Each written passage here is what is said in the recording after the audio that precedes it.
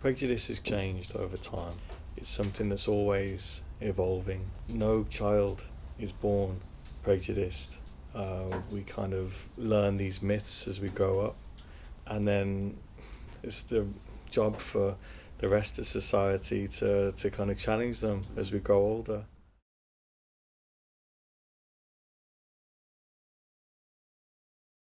Where do we get prejudices from? I think we pick them up, we inherit them from our families, we learn them from our friends, we pick them up in the media, and then, of course, we either continue with them or somewhere along the line, somehow they're challenged and we kind of unlearn these things.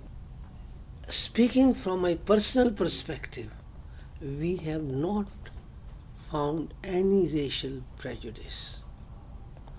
But lots of people who came in 40, 30 years, 40 years earlier, they say that they found themselves isolated because of the British society.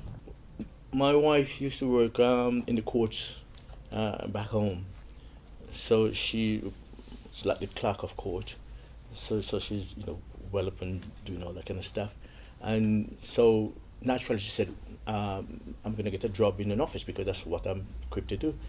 And she applied for this job, and when she got there, the secretary says, "Can I help you?" And she said, "My name is Carmen Harrigan."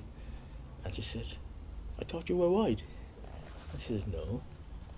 He said, "But it's an Irish name, you know." And she just went to the boss and said, "She's black." And the boss says, "Tell her there's no work." I used to live just across, I live in Kensal Green stroke Kensal Rise. And normally down there, Larry Grove is the drawing point because that's where the lively stuff happens and dances and so on. And as you go down the incline, you see some houses there on your left hand side, and there were basement houses. And then on the first floor, on the ground floor rather, you see a sign, no Irish, no dogs, no blacks on it. So you'd know. So I won't go to that house and look for a room, So you're not gonna get it, and things like that. So yes. I mean, it's really sad that groups were you were grouped together with the dogs and things like that. No. You were grouped below the dogs. Yeah, because it's by a matter of not ascension, dissension. So you have the Irish, nothing, no dogs, and then no blacks. That was where that was. But over the years, things change, and it's changed for the better. And now it's pretty good. It's really good. In terms of our country and Britain and how we deal with prejudice, I think we've got much better over the years.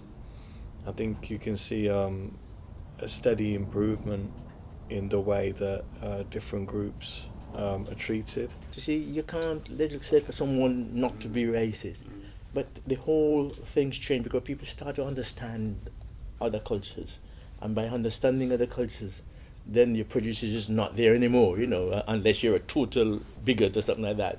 We see education as key to tackling prejudice.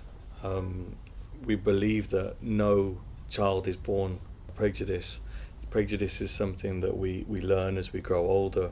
We inherit prejudices from our parents, we learn prejudices from our friends, we see prejudices in the media, and we take those on board.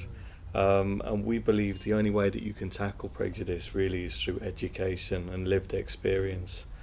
There is more understanding, there is more appreciation, there is more tolerance about other point of view, other perspectives, and well, I think it is for the good, all for the good.